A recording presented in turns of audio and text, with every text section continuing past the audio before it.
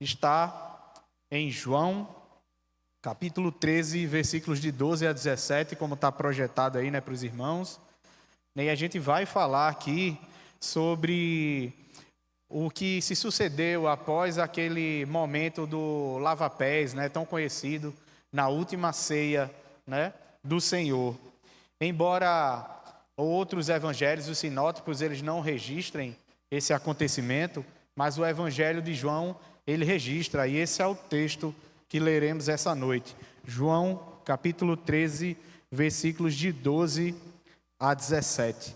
O texto da palavra do Senhor vai nos dizer assim: Tendo-lhes lavado os pés, tomou o manto, voltou a sentar-se à mesa e perguntou-lhes: Entendeis o que vos fiz? Vós me chamais de mestre e senhor, e fazeis bem, pois eu sou. Se eu, senhor e mestre, lavei os vossos pés, também deveis lavar os pés uns dos outros, pois eu vos dei o exemplo para que façais também o mesmo. Em verdade vos digo, o escravo não é maior que seu senhor, nem o mensageiro é maior do que aquele que o enviou. Se de fato sabeis essas coisas, sereis bem-aventurados se as praticardes. Vamos orar mais uma vez? Santo Deus, nesse momento, Pai, me coloco diante de Ti, para que o Senhor use esse Teu Filho, vaso de barro, Senhor, para que traga essa palavra abençoada, tesouro precioso dos céus, aos corações dos meus irmãos. Por isso tudo eu te peço em nome do Teu Filho amado Jesus. Amém. Eu gosto muito de uma frase de Hernandes Dias Lopes, que ele fala sobre o reino de Deus. E o que a gente vai ver essa noite é um diálogo sobre o reino de Deus. Porque isso está implícito nesse acontecimento do lava-pés e a gente vai entender. Mas a frase do Hernandes Dias Lopes diz o seguinte: a grandeza do reino de Deus não é medido por quantas pessoas estão a seu serviço, mas a quantas pessoas você serve. Porque o discípulo do Senhor Jesus, antes de qualquer coisa, ele é um servo. Ele é um servo. E meus irmãos, desde que o mundo é mundo, vivemos uma lógica que é oposta à lógica do nosso Senhor, à vontade do nosso Deus, ao discipulado proposto pelo nosso Senhor. Porque a lógica desse mundo fere os princípios de Cristo. Essa é uma lógica perversa. É uma lógica onde as pessoas procuram estar sempre em evidência. É uma lógica onde ela continua adentrando aos nossos arraiais. Infelizmente, temos que dizer isso, desde a época de Jesus, com os fariseus da sua época, continua adentrando aos nossos arraiais hoje. Muitos querem encontrar na igreja um lugar onde vão ter prestígio, onde vão ser reverenciados, onde vão ter posições de autoridades, e isso não tem nada a ver com o reino de Deus, absolutamente nada. Nem pela posição, nem pelo cargo que ocupa, nem pelo conhecimento teológico ou bíblico. Isso não é distintivo, mas a palavra de Deus vai dizer que o maior no seu reino é aquele que serve. O maior no reino de Deus, ele é um servo. Não que todas essas coisas que eu falei não sejam importantes, conhecimento bíblico e etc., mas a lógica do reino de Deus é oposta à desse mundo. Não vê o lugar, a posição, o posto, mas o servir a quantidade maior de pessoas que você puder. E a gente esquece muitas vezes que a lógica do reino de Deus, não sendo a lógica desse mundo, e a autoridade que Deus nos concede, porque sim, Deus dá autoridade aos seus filhos, porque tem por objetivo que nós ocupemos esse lugar de serviço no reino de Deus. Na sua palavra, isso está bem expresso, que temos uma responsabilidade com tudo isso que o Senhor nos concede. Porque vai dizer a palavra de Deus que a quem muito foi dado, muito será exigido, e a quem muito foi confiado, muito mais será pedido. Era para as pessoas, na verdade, terem medo. Porque quanto mais posição de liderança a pessoa ocupa, mais o Senhor vai cobrar dela. Porque ela está ali para isso, para servir. E buscar satisfação e ter nossos egos massageados, isso não vai levar a gente a lugar nenhum. De sermos vistos, elogiados, reverenciados e muitas vezes servidos. É isso que as pessoas esperam. E isso não tem nada a ver com o reino de Deus. Mais uma vez a palavra de Deus nos confronta dizendo: entre vocês não será assim. Pelo contrário, quem quiser tornar-se grande entre vocês, que se coloque a serviço dos outros. Essa é a posição do reino de Deus. O tema dessa noite, discipulado baseado em serviço, de certa forma é uma redundância, porque não existe discipulado que não seja baseado em serviço. O discípulo, ele é um servo do nosso Senhor. Se ele não for um servo, ele não é discípulo. Então, o discípulo, antes de qualquer coisa, é um servo de Jesus, e Jesus é o nosso exemplo. E a gente não pode segui-lo sem nos colocarmos neste lugar de dependência de nosso Deus. Porque nós servimos a um Deus que é Ele que nos orienta, é Ele que orienta a sua igreja. É Ele que nos coloca aonde Ele quer, para fazer o que Ele quer, da maneira que Ele quer. Mas a gente precisa se colocar nesse lugar de servo, entendendo que quem tem a primazia de tudo é o Senhor Jesus. É Ele que manda, ou deveria ser Ele que manda nas nossas vidas. E nesse lugar de servo, mais um texto bíblico reforça essa ideia. Pois o Filho do Homem não veio para ser servido, mas para servir. Jesus não foi reconhecido pelos seus da sua época justamente por isso. Eles esperavam alguém que fosse um líder, né? Fosse aquele líder que toma a frente, é aquele líder que é a referência de tudo. E Jesus se mostrou justamente o contrário. Ele veio ao mundo para servir, para entregar sua vida em resgate de muitos. E essa, mais uma vez, não é a lógica do nosso mundo. Para uma mente, para um coração que ainda estão doentes, que ainda estão arraigados no pecado, ainda estão arraigados nas coisas desse mundo, isso é muito contraditório. Mas para nós, aqueles que já fomos alcançados pela graça do nosso Senhor, a gente precisa pensar diferente, porque de fato as nossas vidas já foram transformadas e a nossa realidade é outra, meus irmãos. O nosso maior prazer é sim servir. E mais um texto, Filipenses capítulo 2, versículos de 5 a 8 vai nos dizer: tenham entre vocês o mesmo modo de pensar de Cristo Jesus, que mesmo existindo na forma de Deus, não considerou ser igual a Deus, algo que deveria se apegar. Pelo contrário, ele se esvaziou, assumindo a forma de servo, tornando-se semelhante aos seres humanos, e reconhecido em figura humana, ele se humilhou, tornando-se obediente até a morte de cruz. Esse é o caminho, o exemplo do nosso Senhor. Porque algum de nós pode pensar que a nossa vida deve ser diferente disso. Ora, se somos discípulos de um mestre, nós seguimos os passos do nosso mestre. E Jesus é o nosso maior exemplo. E o serviço, meus irmãos, nada mais é do que uma resposta a Cristo em obediência. Sim, servir é obedecer. Então, discipulado requer obediência, mas não uma obediência ignorante, que é o que muitas vezes acontece. É uma obediência que parte de um conhecimento de quem é Deus e da sua vontade.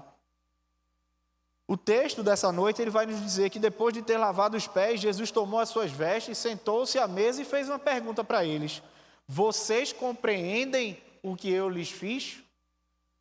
Jesus deu o exemplo, mas ele esperava que através daquele exemplo os seus discípulos entendessem a mensagem daquilo que ele fez, do lavar os pés, que não é meramente um lavar os pés e a gente sabe. Pergunta que nos leva a refletir que não é simplesmente obediência, mas é compreensão do sentido que há por trás daquilo que o nosso Senhor fez, para que possamos aplicar nas nossas vidas. Não apenas o ato, mas a consciência. O discípulo não é um mero imitador inconsciente, mas alguém que assimila o que foi ensinado, alguém que aplica aquilo que foi aprendido em sua vida. Não é sobre imitar comportamentos e atos em si, mas sobre transmitir através das nossas vidas, da nossa caminhada, de tudo aquilo que nós fazemos, as virtudes do nosso Senhor Jesus Cristo. Vocês compreendem o que eu lhes fiz?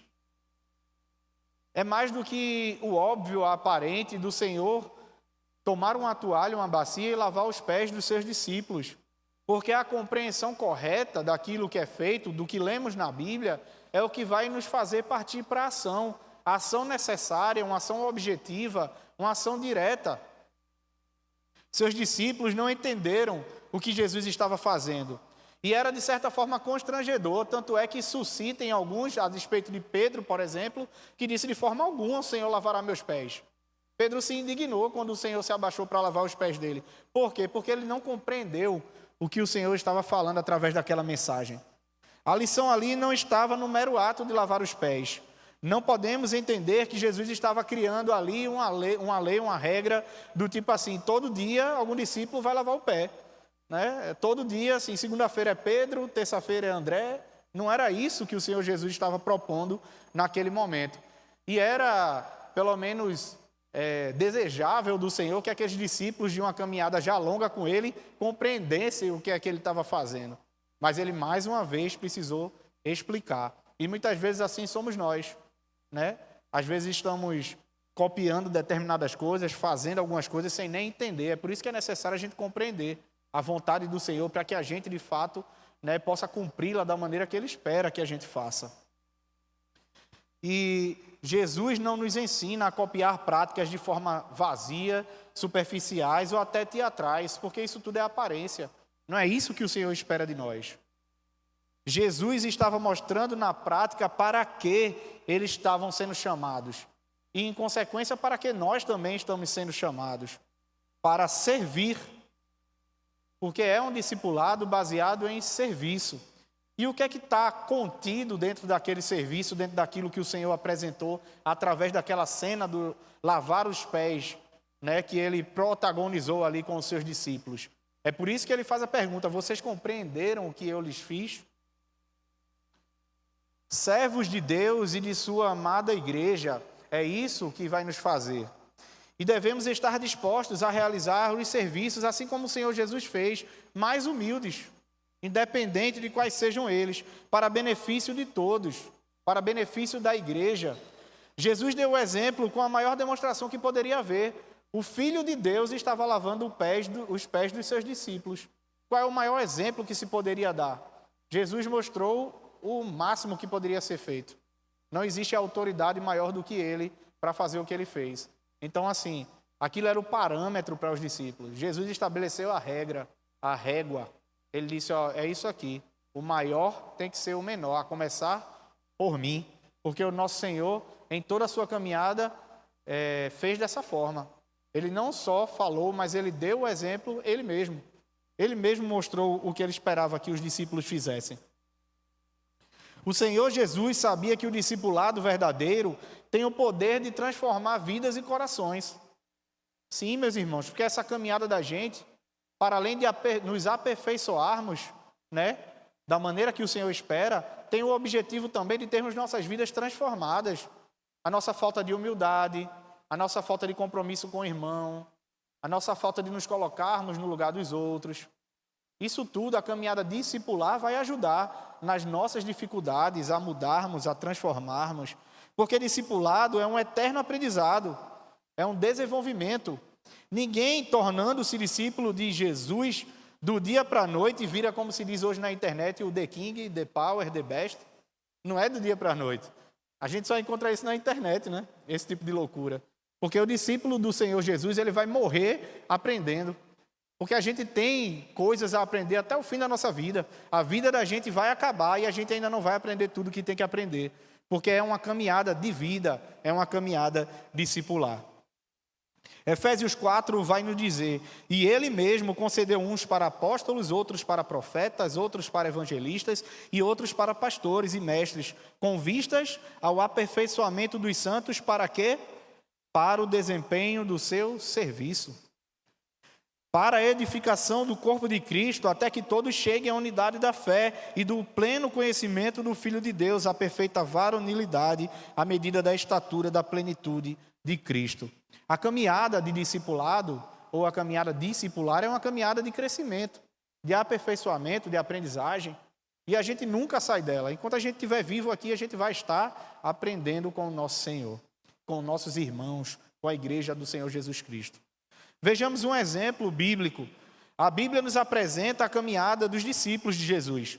Mas eu queria fazer o destaque aqui a Pedro, que para mim é uma referência. Em João capítulo 1, versículo 42, Jesus, encontrando com Pedro, disse: tu és Simão, filho de João. Serás chamado Cefas, que quer dizer pedra, rocha. Já em Mateus 4, 18 e 20 e Marcos 1, 16 e 18, Pedro foi o primeiro discípulo a ser chamado junto ao seu irmão André. Mateus 16, 15 a 17, Pedro foi aquele que afirmou: Tu és o Cristo, o Filho de Deus vivo. E que também ouviu do Senhor o seguinte: Pois também eu te digo que tu és Pedro, e sobre esta rocha eu edificarei a minha igreja, e as portas do inferno não prevalecerão contra ela. Esse é Pedro. Pedro poderia estar, né? Eu fui o primeiro a ser escolhido, né? O Senhor me chamou de rocha, né? Pedro, de certa forma, ele exigia, ou ele exercia uma certa liderança entre os demais discípulos. Ele era meio que o cabeça daquele grupo, era uma referência para os outros, né? Ele poderia ser cheio de si, ser orgulhoso, né? Se colocar nesse lugar aí de querer ser melhor que os outros. Pedro também era explosivo. Ele foi aquele que cortou a orelha ali do servo do sumo sacerdote. Ele foi aquele que negou a Jesus 3 vezes, porque Pedro também era extremamente oscilante. Assim como no exemplo do lava-pés, que ele disse assim: de forma nenhuma o Senhor vai me lavar. E aí Jesus disse: se eu não te lavar, você não tem parte comigo. Aí ele diz: então me lava todinho. Porque Pedro era assim, Pedro era 8 ou 80. Mas era aquele camarada, né, que estava com Jesus em todas. Mas na caminhada discipular, ele não apenas aprendeu a imitar aquilo que Jesus fazia, a autoridade de Jesus, mas ele compreendeu a origem dessa autoridade. Ela vem da humildade de um servo, e essa humildade ela é transformadora. Pedro foi confrontado por Paulo em Antioquia. Paulo, diante de todo mundo, chamou a atenção de Pedro, puxou a orelha dele e disse: Paulo falou na presença de todos: se tu, sendo judeu, vives como os gentios e não como judeu, por que obrigas os gentios a viverem como judeus? E Pedro poderia dizer assim: quem é tu? Eu estou aqui com Jesus desde que ele começou o ministério. Tu estás chegando agora, já quer estar dando ordem, já quer estar mandando em mim, né? Eu penso que, de acordo com o comportamento anterior de Pedro, seria uma resposta até lógica, né? Dele dizer assim: o cara chegou agora, está querendo me dar lição de moral na frente de todo mundo. Mas Pedro teve o seu coração transformado. Pedro permitiu ser trabalhado pelo Senhor na sua caminhada discipular.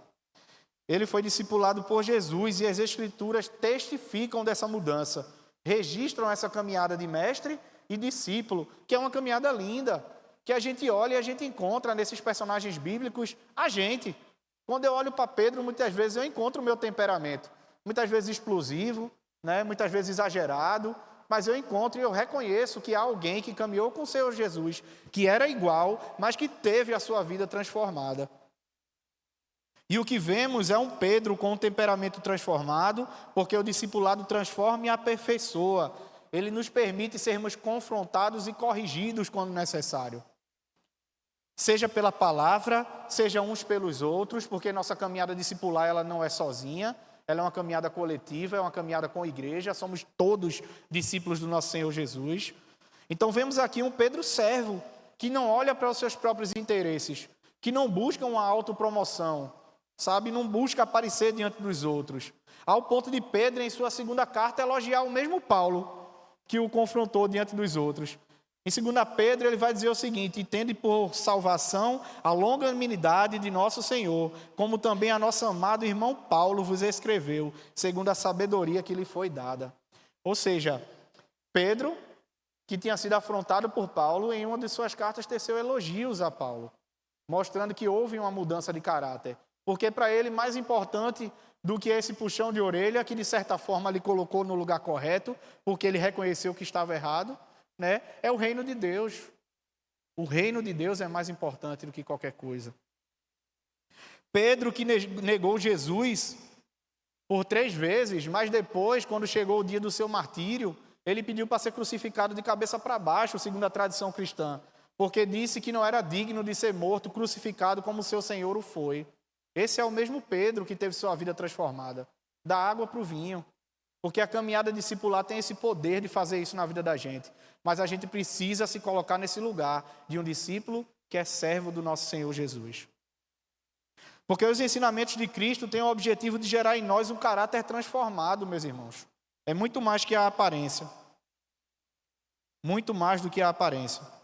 Esse ensinamento vai muito além do simbólico lavar os pés. Eu, lendo o texto, eu fiquei me perguntando por que os outros discípulos eles não registraram isso em seus evangelhos, né? Fiquei pensando depois, não cheguei a uma conclusão, nem chegarei, mas eu acho que é uma parte muito importante do ministério. É algo que o Senhor Jesus ensinou ali na última ceia que é muito importante para nós hoje entendermos. Jesus estava forjando o coração dos seus discípulos e não o coração de meros lavadores de pés. Ele estava escrevendo em seus corações uma lição que levariam para a vida toda. Que maior do que a posição que eles ocupam e o posto é o reino de Deus. Que maior do que qualquer trabalho e serviço que a gente faça para Deus é o reino de Deus. E que maior do que as nossas próprias vidas é o reino do nosso Senhor Jesus Cristo, meus irmãos. E é para isso que nós fomos chamados, para servirmos a esse reino. A lição que Jesus ensina aqui a seus discípulos vai muito além daquela questão aparente de lavar os pés. Muito, mas muito além. Ele estava falando aqui de relacionamentos, porque discipulado, como eu falei, é uma caminhada coletiva, conjunta. Sem relacionamento não existe discipulado. Relacionamento com o nosso mestre, com a sua palavra e uns com os outros. É assim que a gente se aperfeiçoa, segundo a palavra de Deus. Se você voltar comigo, no versículo 10, capítulo 13, se suas Bíblias estiverem abertas, me acompanhe. O texto vai dizer o seguinte: Jesus lhe respondeu: quem já se banhou precisa lavar apenas os pés, pois no mais está todo limpo. Vós estáis limpos, mas nem todos. Aqui ele falava de Judas, né? Essa passagem da lavagem dos pés é um ensinamento espiritual. Jesus não estava falando aqui meramente de uma lavagem física. Ele estava falando da salvação nesse texto. Aqueles que já foram salvos não precisam ser salvos novamente. Uma vez salvos, salvos para sempre, assim nós cremos. Contudo, nós vivemos nesse mundo e somos contaminados pelo pecado, pela influência do pecado. Nós estamos livres da condenação do pecado, mas não de sua influência. E é preciso ser purificado continuamente. As Escrituras, mais uma vez, apoiam essa ideia dizendo o seguinte: se confessarmos os nossos pecados, Ele é fiel e justo para perdoar os nossos pecados e nos purificar de toda injustiça. Quanto mais buscamos a santidade, mais nós andamos em intimidade com Cristo.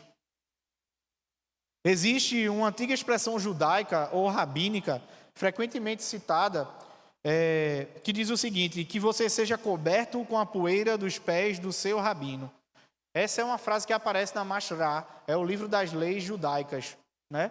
E ela é interessante porque é uma expressão, é uma metáfora muito rica dessa tradição.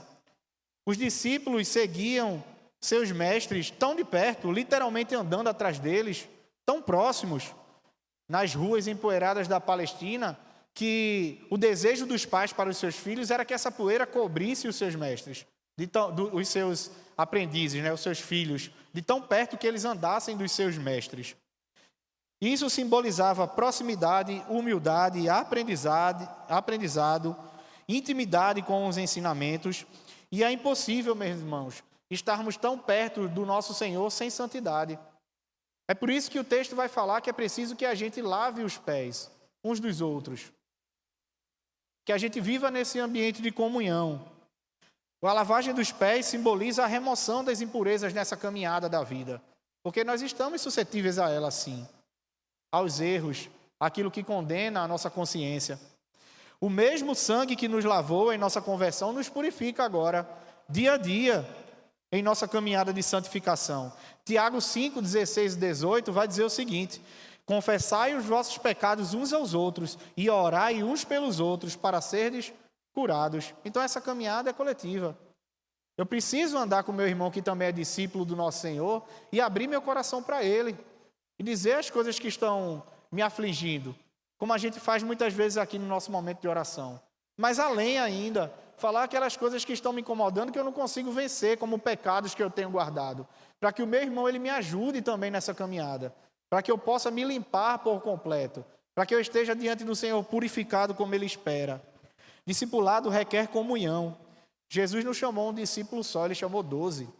Tinha um objetivo Ele ter chamado essa gente toda. Então a gente precisa caminhar com outras pessoas. A gente precisa entender que a gente não está aqui para andar sozinho. Então como podemos servir ao nosso Deus juntos como discípulos verdadeiros?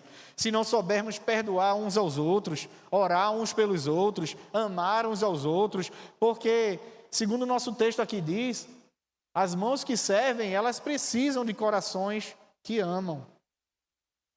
Um não consegue viver sem o outro. No versículo 13, o texto vai nos dizer o seguinte: vocês me chamam de mestre e senhor, e fazem bem porque eu sou. No versículo 13, Jesus apresenta aos seus discípulos a lógica do reino de Deus. Sendo o maior, o Filho de Deus, ele se fez o menor. Aliás, isso já era um ensinamento de Jesus há muito tempo. O ensino do mestre aos seus discípulos. Ele já tinha falado isso de forma verbal, mas naquela noite ele mostrou isso de forma aparente para eles. Ele realmente lavou os pés para que eles entendessem o que é que ele estava falando. O exemplo não é apenas uma forma de ensinar, mas é a única forma que existe de aprendermos alguma coisa. Verdadeiramente é através do exemplo. E o nosso Senhor sabia disso. Por isso que em toda a sua caminhada ele era exemplo de tudo aquilo que ele ensinava. No versículo 14 ele vai dizer exatamente isso. Vocês vão fazer isso por quê? Porque eu lhes dei exemplo. Eu fui o primeiro a fazer. Em Lucas está registrado uma disputa entre os seus discípulos de quem seria o maior no reino de Deus. Os apóstolos tiveram uma forte discussão sobre qual deles tinha ali, a posição mais importante. Então Jesus disse: os reis deste mundo têm poder sobre o povo, e os governadores são chamados de amigos do povo, mas entre vocês não é assim. Pelo contrário, o mais importante deve ser como o menos importante, e o que manda deve ser como o que é mandado. Quem é o mais importante? É o que está sentado à mesa para comer, ou é o que está servindo? Claro que é o que está sentado à mesa, mas entre vocês eu sou como aquele que serve. Para eles, o fato de lavar os pés de Jesus não seria nada difícil ou desafiador. Afinal de contas, Jesus era o mestre deles. Mas se trouxesse para a realidade de um lavar o pé do outro, a coisa não ia dar certo. Porque ele ia dizer: não, porque eles são iguais, porque eu vou lavar o pé dele. Né? Por causa dessa lógica do mundo de superioridade, de inferioridade, de posição de referência. Mas lavar os pés um dos outros, para eles, seria algo vergonhoso. E aí Jesus vira essa ordem perversa de cabeça para baixo. Não apenas um igual a eles lavou os seus pés, mas o seu mestre se coloca nesse lugar de servo. O verdadeiro discípulo de Jesus terá sempre consigo, meus irmãos, uma bacia e uma toalha para servir aonde quer que seja, porque é isso, ou para isso, que nós somos chamados. O Warren Wiersbe, ele argumenta de uma forma que eu também achei extremamente interessante e trouxe para compartilhar com os irmãos aqui nessa mensagem, e ele vai dizer o seguinte: o servo não é maior do que o seu senhor. Assim, se o senhor tornasse um servo, o que é feito dos servos? Ficam no mesmo nível que o senhor. Ao se tornar um servo, Jesus não puxou os seus discípulos para baixo, pelo contrário, ele os elevou. Dignificou o sacrifício e o serviço. O homem verdadeiramente grande é aquele que faz os outros se sentirem grandes.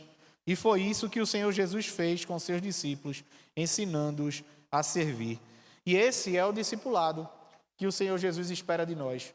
Um discipulado que se coloca nesse lugar de fazer com que os outros sejam maiores. De que a gente traga para os nossos irmãos o entendimento de que eles são importantes, sim. E não que a gente queira se colocar nesse lugar de importância, de reverência ou de ser servido pelos outros, mas de servir, de renúncia aos próprios desejos e interesses em favor dos outros.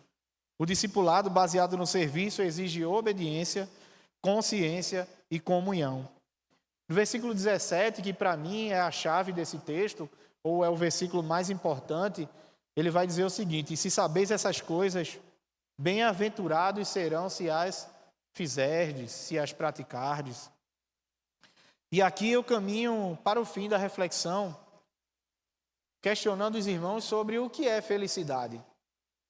Porque bem-aventurado aqui significa muito feliz. É o que esse texto aqui, essa palavra, ela nos diz. Se sabeis essas coisas, muitos felizes ou muito felizes serão se as fizerdes. A alegria do verdadeiro discípulo está em uma coisa só: servir ao reino de Deus. Independente de onde e de como, a gente é feliz por poder fazer parte daquilo que o Senhor vem fazendo no mundo. É isso que nos dá motivo de alegria. O discípulo verdadeiro de Jesus contraria a lógica desse mundo, porque não encontra a felicidade em ocupar posição de autoridade ou de privilégio acima dos outros, mas encontra a felicidade no deixar-se gastar, no deixar-se ser usado por Deus a serviço dos outros, a serviço da igreja. Com toda a humildade, servindo a Deus e ao próximo e à igreja. Muito feliz é aquele que ouve ao Mestre e compreende a sua mensagem. Entende, enraiza isso no seu coração. Entende que não é sobre lavar os pés que ele estava tratando ali naquela noite, mas algo muito mais profundo e maior. Que busca a santidade na comunhão com os irmãos, para estar cada vez mais próximos do nosso Senhor Jesus. Imitando seus passos de forma consciente e refletindo o seu caráter onde quer que o Senhor nos leve. Meus irmãos, felicidade é podermos, no final das nossas vidas, e esse é o meu desejo aqui para vocês, é o desejo para a minha vida nessa noite, que a gente possa, ao final das nossas vidas, afirmarmos, como Paulo fez na sua segunda carta a Timóteo, dizendo o seguinte: quanto a mim, a minha vida já foi derramada como oferta para Deus. O tempo da minha morte se aproxima. Eu lutei o bom combate, terminei a corrida e permaneci fiel. É isso que eu desejo para cada um de nós aqui nesta noite. Que a gente encontre o prazer das nossas vidas no serviço ao reino do nosso Deus. Em caminhar junto com os nossos irmãos nesse discipulado de uma vida inteira. E que para tanto, o nosso Senhor, Ele nos abençoe.